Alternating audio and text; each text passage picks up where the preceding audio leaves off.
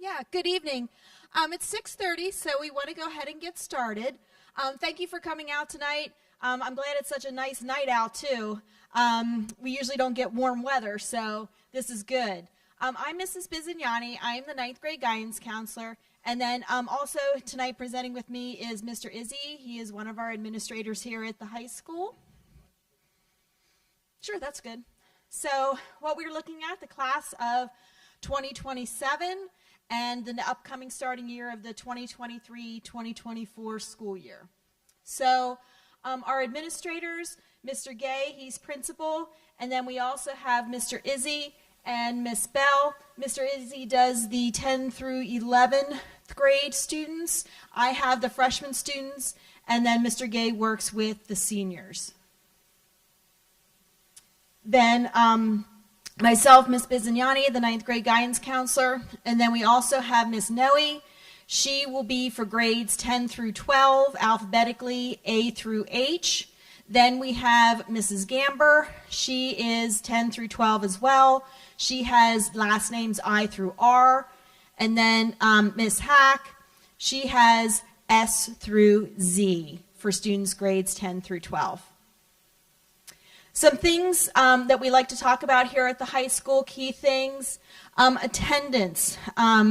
First and foremost, attendance, a little bit different in the fact of how we are set up, and we're going to be going over the scheduling process. We are on what's called block schedule. So we are set up like college semesters where we have a semester 1 and a semester 2. And I'll talk a little bit more about the 80-minute time blocks that go along with that. The attendance part of this that we're talking about is because classes run at an 80-minute time block, it's different in the middle school. Students have 13 periods a day. Here at the high school, we have 5 periods a day. So when we talk about attendance, students at the high school have math, science, English, and social studies every year. So we kind of talk about, because their timing is about 40 to 45 minutes for a class and ours is 80, that when a student is absent at the high school, it's like missing 2 days instead of 1 day.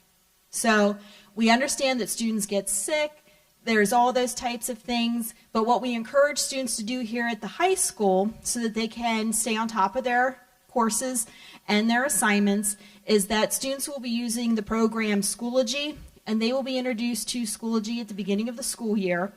And the Schoology is our computer-based program that we use here at the high school. It's going to be introduced at the middle school next year, I do believe, so that when students come to the high school next year, from they're in 7th grade now, then they will also have the Schoology information. Most of you are used to using Google Classroom. Schoology is very similar to that as far as getting your assignments online and then being able to do your assignments and submit them online. So like I said, you'll be introduced to the Schoology, but that's the reason the attendance up there is just because of the block scheduling and how the block scheduling works. One of the things that we encourage students here is study habits here at the high school. The high school offers more things when it comes to study habits that you'll be able to use.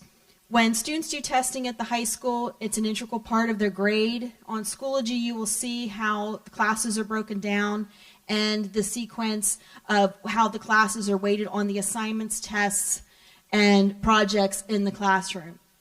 Study habits students do find at the high school. They do have to increase their study habits, studying for tests outside of school.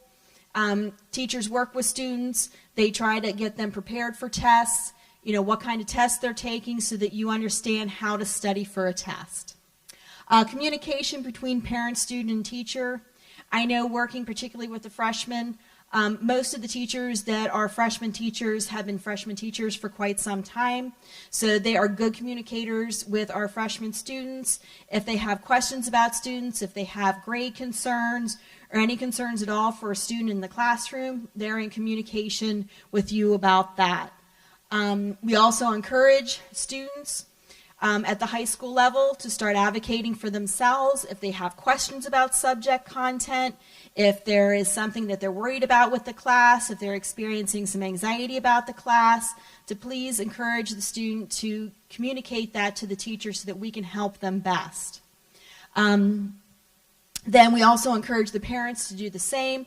I know sometimes students will be more communicative with you in the fact of anything that they're experiencing here at the high school, and reaching out to us to be able to help the student is extremely helpful too if the student's not bringing it to our attention. Involvement, extracurriculars. We do encourage students to participate in extracurricular activities. We offer a variety of things. At the beginning of the next school year, we have our fall open house. So we have students come in. Ms. Bell and I do presentations for the students, and Mr. Gay does a presentation for the parents, that we go over some similar information, but we also give out a brochure of all the activities and clubs that are here at the high school. And during the course, I would say, of the first month of school, new clubs, new activities come out, and teachers do advertise that on the homepage of our Schoology as well. So that's constantly updated for students to see activities and things that are going to be happening at the school.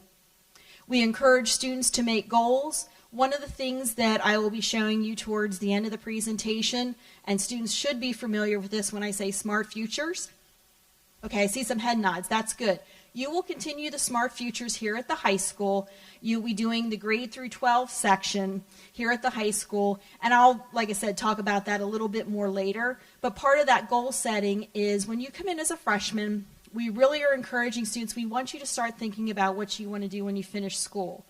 When I do the presentations over at the middle school about electives and things like that, I encourage students that part of choosing your electives is also figuring out what you want to do when you finish school. That's a huge part of that electives are an integral part of that, so that when you start experiencing the elective classes and saying, you know what, I really like this. This is the thing I might want to think about doing when I finish school. We typically have more electives that will build on that skill building. But if you take an elective, you're like, you know what, that isn't what I thought it was, that isn't like what I think I want to do now, then you can start a different route and start looking at other electives. The Smart Futures will help guide you in the different activities it has and giving you ideas so that when you're choosing your elective classes, that you're following and trying to reach your goals when you graduate for high school. The block schedule, I was just mentioning that. You can see here, again, the students will have 4 or 5 classes a day. When we get to the actual schedule part, there's 3 different schedules that we will show you. The reason we say 4 or 5, it depends if a student is in applied music, and applied music stands for chorus, orchestra, and band. So a student that has chorus, orchestra, and band, they will have 5 classes in their schedule, and I will show you that because the period 1-2 time block is broken up into 2 parts. If you are a student that is not in chorus, orchestra, or band, you will have 4 classes a day, so that each of your classes will be approximately 80 minutes long. Then there's 2 semesters. Like I said, we're set up like college semesters. There is a fall semester that runs from August until mid-January, and that has 2 marking periods in it. And then we have a spring semester, and we're just about ready tomorrow to end the first marking period of our spring semester. So spring semester will run from mid-January until the end of the school year. So with 2 marking periods in each of the classes, so it says we're broken into quarters. So there is a marking period 1, 2, 3, and 4. Marking period 1 and 2 is the fall semester, 3 and 4 is the spring semester. Because of block schedule, typically your core classes, your math, science, English, and social studies will only be a semester long. So for example, a student could have English from August until mid-January, and then pick up their science class mid-January until the end of the school year. So students will get 2 grades for a 1-credit class. So one of the things that we talk about with that is, I know students over at the middle school, you're used to having 4 marking periods for math, science, English, and social studies. Over here you will have 2. We also have half-credit classes. So students experience over at the middle school computer class, maybe some family consumer science, tech ed, gym, health, where it runs a marking period long and you get a grade for that. Some of you chose half-credit classes in your schedule, so like a gym class, maybe an art class. They would run only 1 marking period, and then the student would get a final grade for that.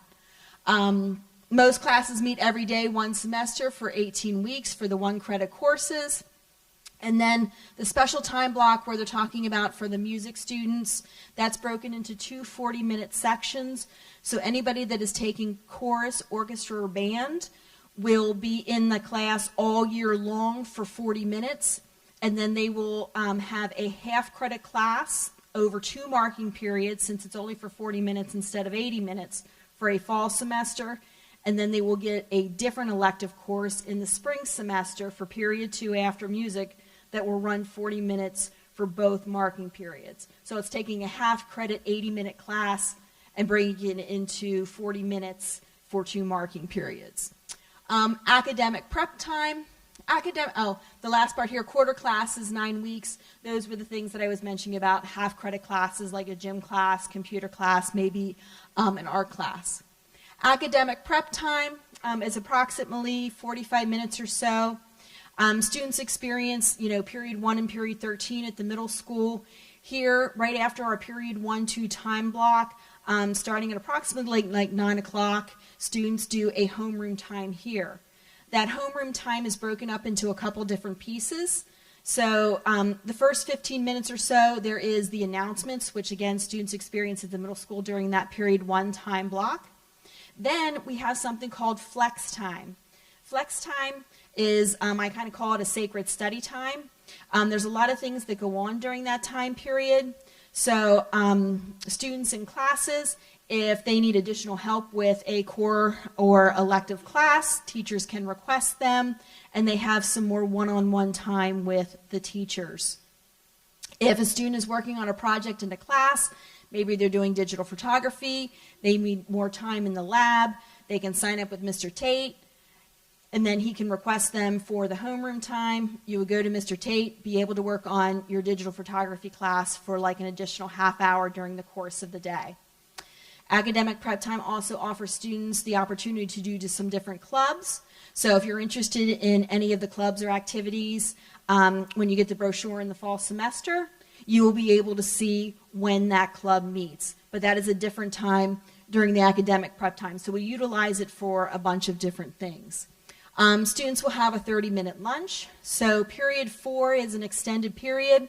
Students spend 80 minutes in class, but then they will also have the half-an-hour lunch. So it's period 1-2, homeroom, period 3, period 4, which includes a lunch, and then period 5. So here's the schedule breakdown. The time periods are in there for you. So the period 1-2 time block, like I said, you see one time block from 7:35 to 8:57. So if a student is not in chorus, orchestra, or band, your first class will be approximately 82 minutes long. If you're in chorus, orchestra, or band, you will be in it for the first 40 minutes. I would say the bell rings about 8:15. And then you have 5 minutes between classes to get to your next class. And then from 8:20 until the 8:57, you will be in that second period class. And then following, we have the homeroom time, and I just kind of went over the morning news and the flex time. Your period 3 is another 80-minute time block, and then you can see the extended time that is in the period 4 for the lunches.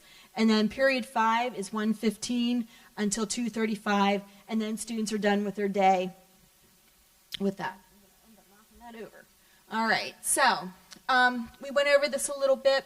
1-credit courses, and I gave some examples like the English in the fall semester and science in the spring semester. Those would meet for the 80 minutes for 18 weeks or 2 marking periods. And then another example, we're talking about a 1-credit class for 40 minutes for 36 weeks. That's the applied music class that would run all year long for the 40 minutes.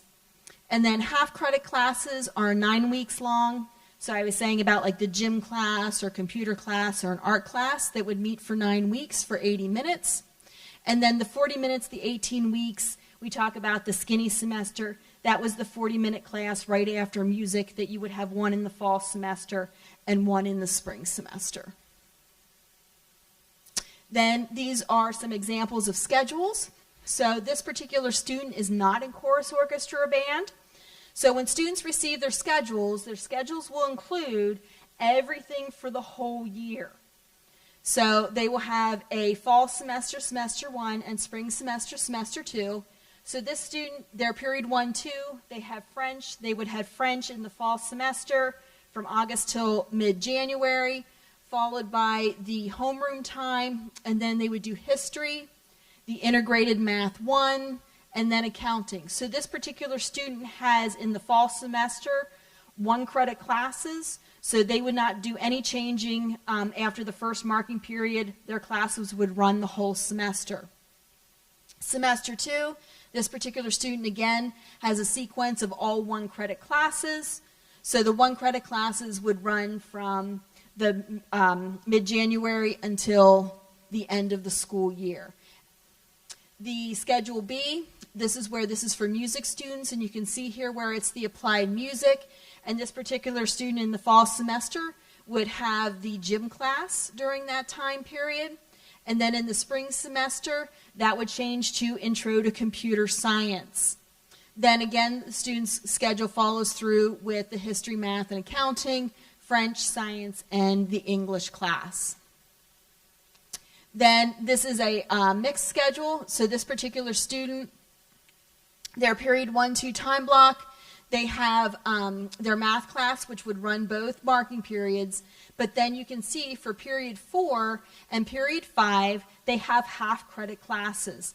So when a student, period 4, the half credit class, when the first marking period ends, which is approximately about the end of October, then they would switch second marking period to the Intro to Computer Science.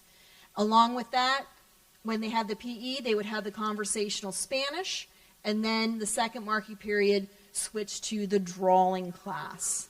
Their spring semester, they would not be making any changes. Mid-semester, they have all 1 credit classes. So students have an opportunity to take 8 credits every single year. So when we're looking at graduation requirements and we're talking about graduation requirements, and I tell students, kind of when you do the math, you have the opportunity to take 32 academic credit classes when you are here.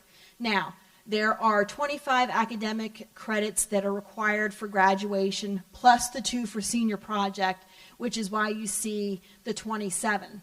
But students can actually graduate with 34 credits, with 32 academic credits, with a full schedule for all 4 years, plus the graduation project for 34. Now, the reason when you look at each of these different categories, this gives students a lot of opportunities to take elective classes to figure out what they want to do. So when students are interested in a certain area, I know students that plan on attending a college or university. If you look on here, we only require 1 credit of world language. Because we give you the opportunity to take 32 academic credits, this gives you the opportunity to take the 2 of a language. So if you plan on attending a college or university, colleges are looking for 2 credits of the same language. So if you decide to do Spanish 1 and follow it with Spanish 2, like I said, that goes beyond the 25 academic credits, so it allows you to take more classes in order to meet your goals. So you will take a math, science, English, and social study every year, and that is for a total of 4 credits. You can take more than that. We have a variety of science classes, social studies classes, and math classes for you to choose from. Some students, when they have a certain area of interest, like social studies, they can double up on their social studies. We do have required social studies courses, and I'll talk about that in a minute. But we do offer a lot more, so students that have an interest in that subject area can take more of those classes, particularly our math classes. Students that are interested in a math career, most of you start out with the Integrated Math 1 class, which is predominantly our algebra class.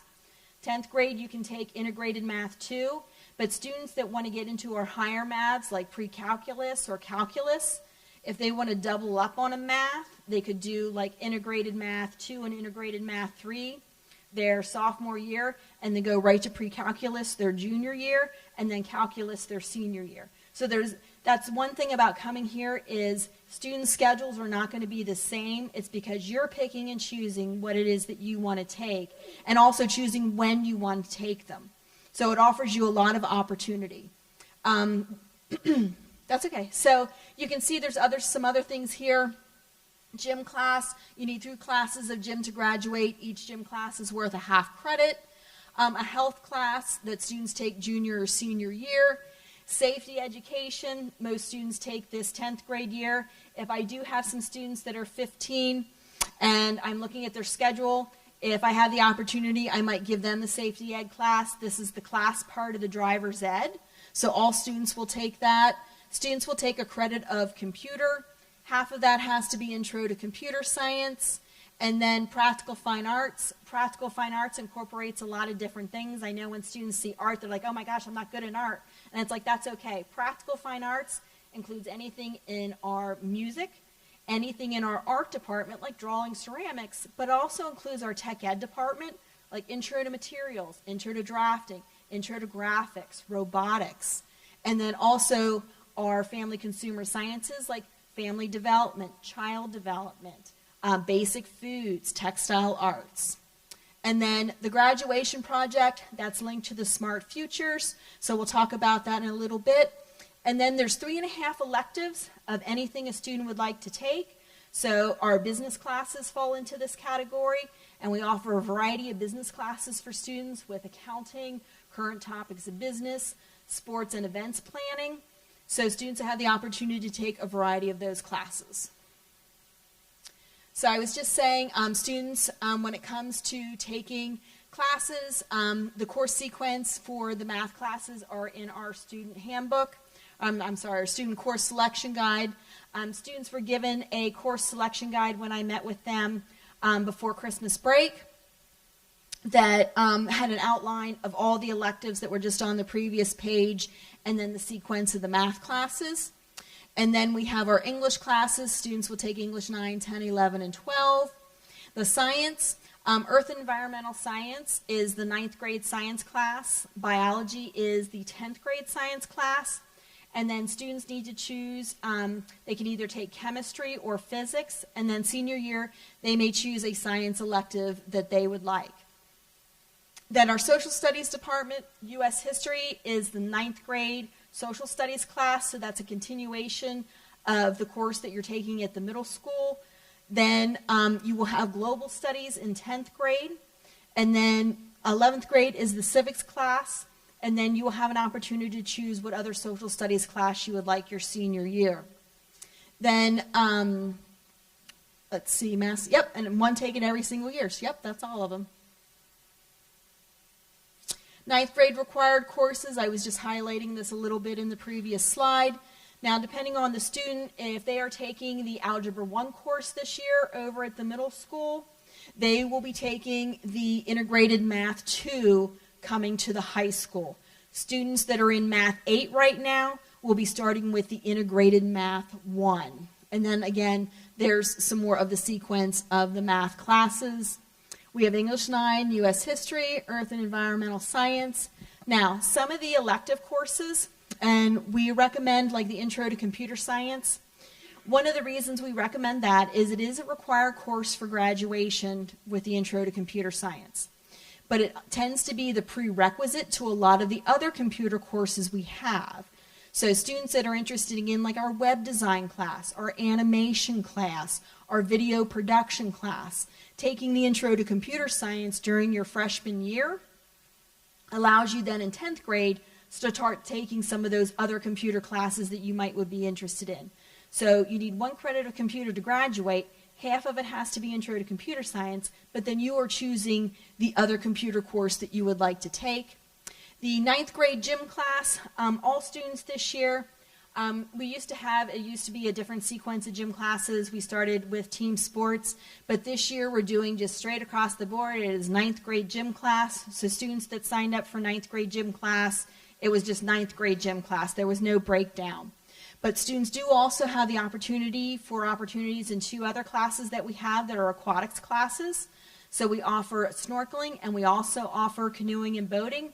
Students that are interested in aquatics classes, you may take aquatics classes for your gym classes here. If you take aquatics, the canoeing and boating, and you take snorkeling, we also offer a lifeguarding class. And with the lifeguarding class, you can actually get certified to be a lifeguard. So that typically is for students, junior and senior year after you take your snorkeling and the canoeing and boating. But again, students can take a combination of gym classes. So if they want to do a regular gym class, like the 9th grade gym class, and then do an aquatics class, you can. Once students reach 10th grade, we just revamped our classes for gym class for grades 10 through 12, and there are a lot more specific gym classes to take, like neck games, or if you want to do personal training. So they offer some different variety once you get into the upper classes. Other required world language. We do encourage world language, depending on recommendations from teachers from the middle school. The world language is broken down into a couple different areas. We have our 1-credit language courses, and we do offer Spanish, Russian, German, and French. And then we offer half-credit courses. We offer conversational Spanish, conversational German, exploratory language, conversational French, and then we also offer something called C3Ps, which is based on more of a culture class for students. So we base language and the level of language on the student's English class. So if a student is scheduled for English 9 Level 2, which is our college prep, or they're scheduled for honors, we do recommend students can start with Spanish 1, German 1, French 1, or German 1. If students are in the Level 3 English class, we recommend students start with the conversationals. And this is, I always tell students, kind of like when it comes to world language, if you kind of want to do a get your feet wet in world language, the conversationals are good for that. You build a little bit of vocabulary, and then if you want to transition to the 1 class, like the Spanish 1, German 1, French 1, you would be able to do that, and you would have a good solid base of some vocabulary for that class. There are other required electives. We talked about like health class, safety ed, and those are in the course selection book. All right, so what levels? Each of you received the course request form. One of the things, when I met with the students only had picked out their elective classes. Students can take 8 credits a year. 4 credits of classes typically are math, science, English, and social studies. We do offer 1 class, math class, that runs all year long that would be worth 2 credits. But most students will take 4 credits, 1 of math, science, English, and social studies. Students, when I met with them, they were picking the elective classes. I told them they get to pick the fun part, the things that they're interested in, the things that they would like to take. But when it comes to the classes that you're seeing on the schedule right now, or actually the request form, not the schedule, the request form, we gathered information, we gathered data on students, and we looked at what would be the best leveling based on these typical things here that we have with the Scholastic Reading Inventory, the Classroom Diagnostic Test, and the PVAS projections for students.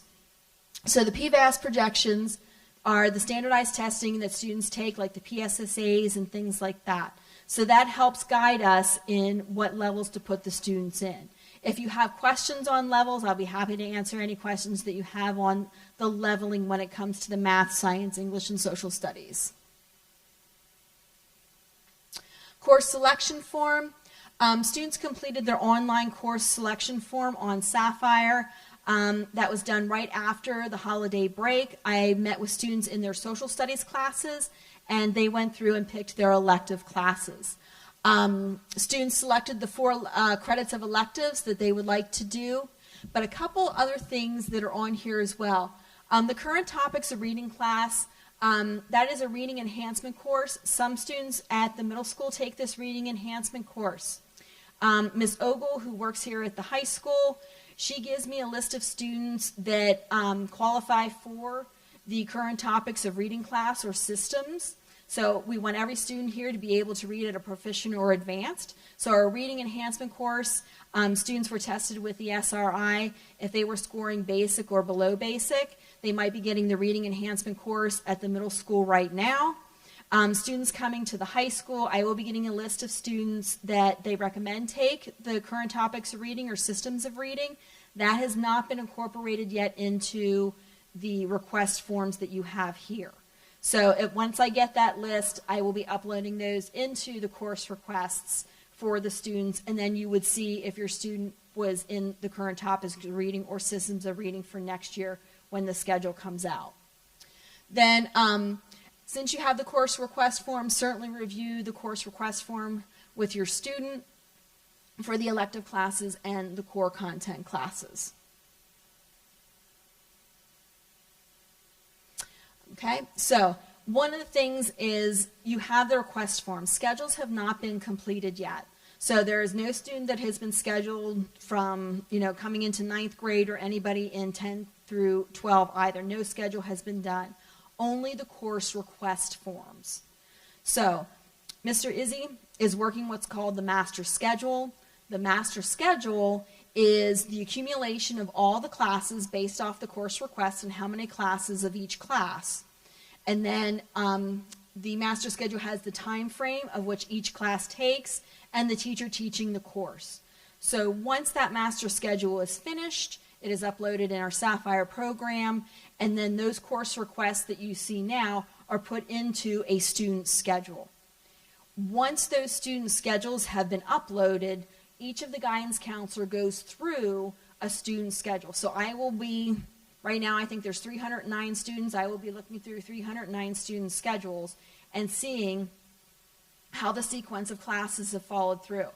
Now, students on here you see with their course request forms, the first part is their first choices. So when students were doing their elective classes, I told them you need to pick your most favorite choices. That's your first choices. Underneath that, you see their alternative choices. I tried to tell students this is a request form, not a guarantee form. So those alternative choices are important so that if the student's first choice is not available based on how the classes are set up in the sequence, the computer goes to those alternative choices and tries to incorporate those in. Now, when I get student schedule, if I see a hole in the schedule, it means that from what the student picked, there wasn't anything that met within the sequence to fill a certain time spot. So what I tell students is I see what you have on your course request form, and I go back to that. I look at what your first choices are, and I look at what your second choices are, and what I do is I do some shifting.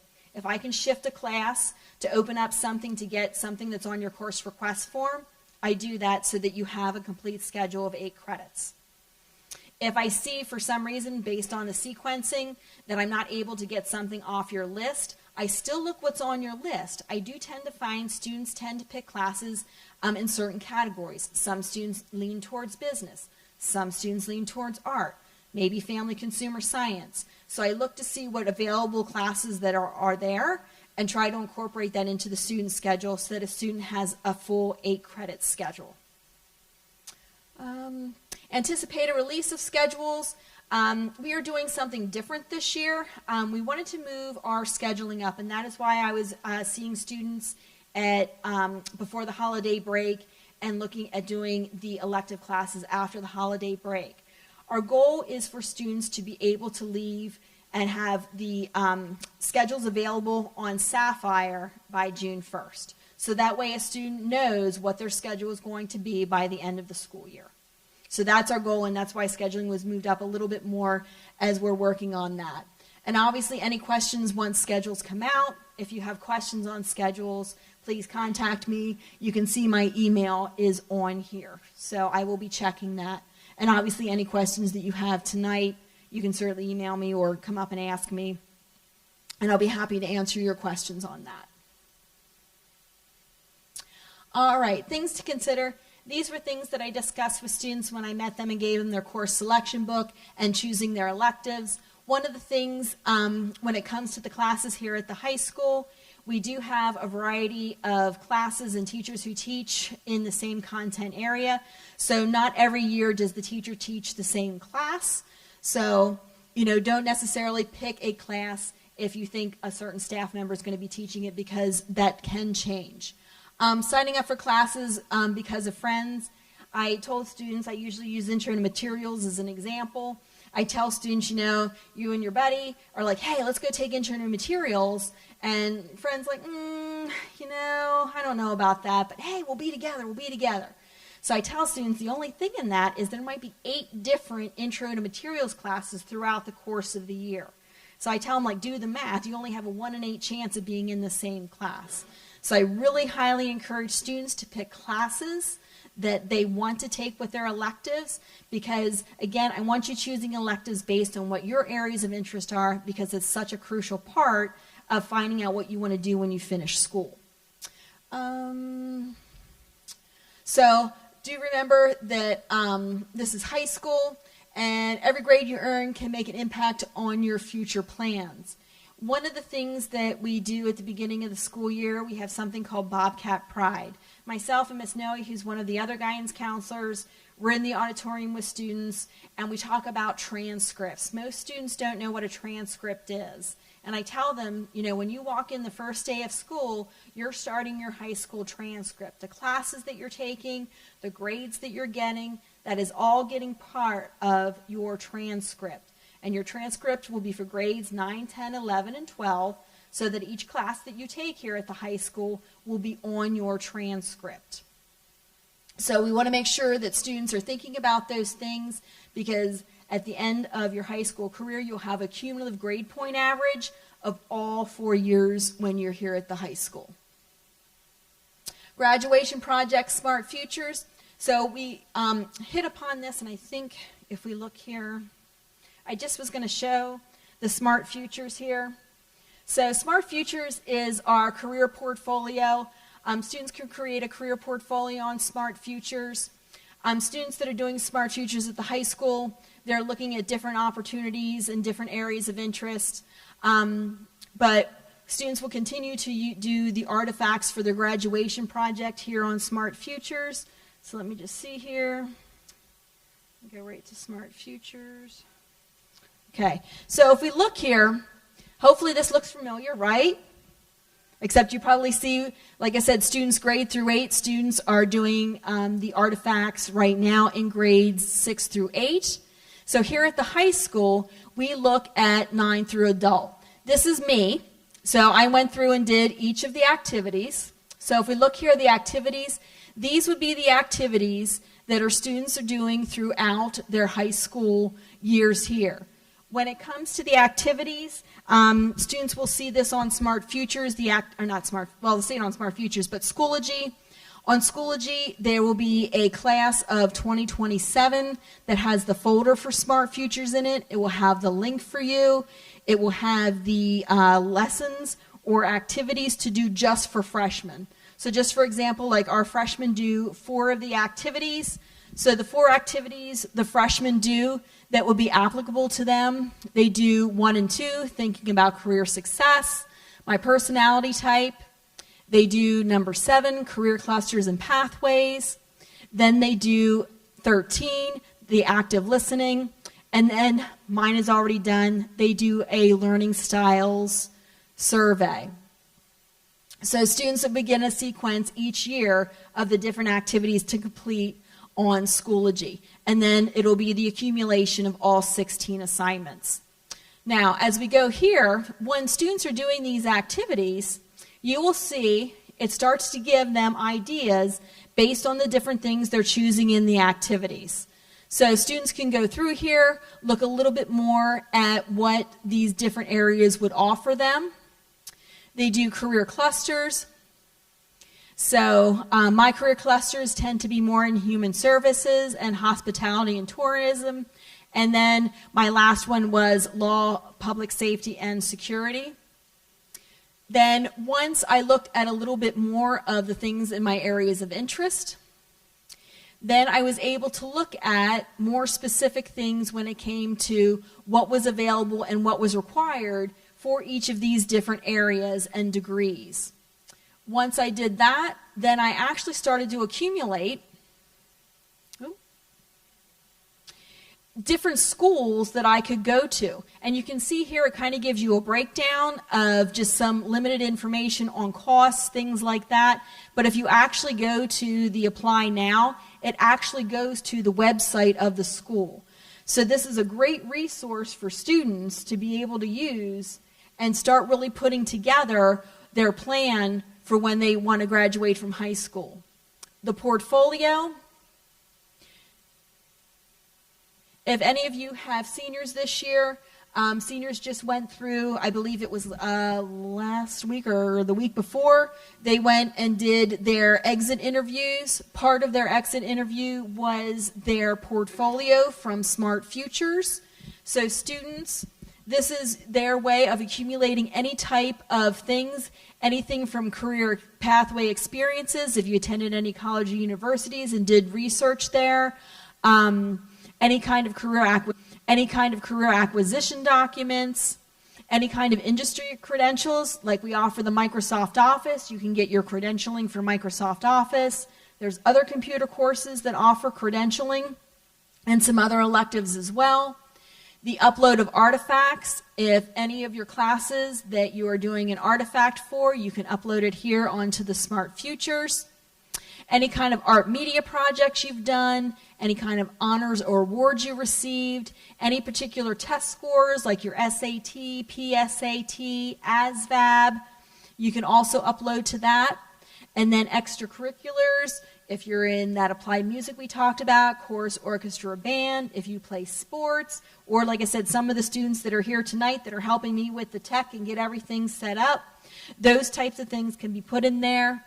Work experience, students that are have part-time jobs or doing different volunteer work. This is a great way to put in information about the skill building that you've done with your work experience, because that work experience or volunteering experience can go on any kind of college application or even another job application that you would be interested in. Community service. We're not requiring community service for students next year. But students that do decide to do community service or are already doing community service can certainly add this to their portfolio. And then any exemplary schoolwork, students can also add that there. But then this would be the student's portfolio that when they graduate, they would have all this information in one application. So it makes it a lot easier for students to put a portfolio together so that if they're applying for a job, tech school, trade school, military, they have all this information in one place.